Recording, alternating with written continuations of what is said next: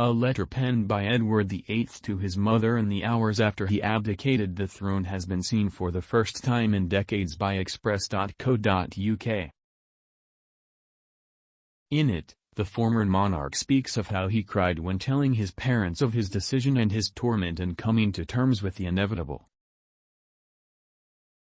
In the emotional letter to his mother, Mary of Teck, Edward also throws his support behind his younger brother and then future king, George VI, who he refers to as Bertie to whom he left the crown and the throne as Papa left it, on the same high level it has maintained for so many centuries. The incredible note was unearthed by royal expert and investigator Andrew Loney, the author behind Traitor King, the scandalous exile of the Duke and Duchess of Windsor. The letter serves to demonstrate a surprising warmth between the former monarch and his family, something so rarely seen publicly.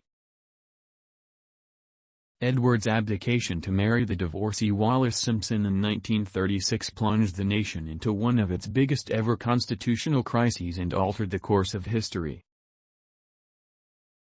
In bowing out of the role decreed by birth, the crown went to his younger brother, Albert, forcing him to take over from his older sibling just 326 days into his reign. He assumed the title King George VI and served until his death in 1952, whereby his daughter, the late Queen Elizabeth II, took the crown.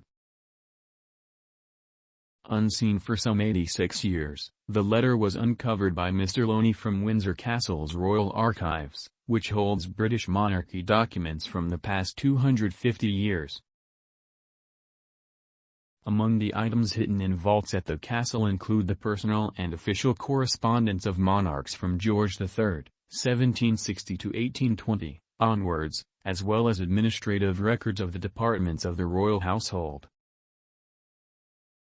For Mr. Loney, the recovery of documents such as this unique letter, dated December 11, 1936, from Boulogne in France, and therefore written barely hours after he went into exile after abandoning his post as king the same day, offers an insight into the relationships held between those in the world's most famous family, as well as the inner workings of Edward's mind on that fateful day.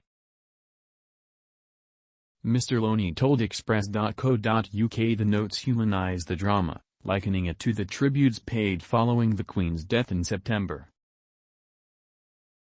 He noted how Elizabeth II was always very serious in public, but we could see there was actually a lot more going on behind the scenes after she died. This is exactly the same. He noted that while in public you would often see the likes of Edward and Mary put on a brave face, ultimately what can be felt in the letters show the real impact on a son who feels he has let down his family, as well as letting down his country. And for Mary, Mr. Loney added, the reader can sense a mother who is torn between her loyalties to the crown and the love of her son. Edward's grief is clear throughout the 8-page handwritten letter. The ex-monarch begins by telling his mother he wanted to thank her for all your understanding throughout these last trying days, and especially for your sweetness to me last night. The royal described how he and Mary spent time together, being able to bring dear Papa into our talk before he abdicated the following day. On his father, King George V, he continued, we were different in many ways, and yet you know how devoted I was to him, and I cried when you said he was human. It would have been hard for him to understand what I have done, for you have done so,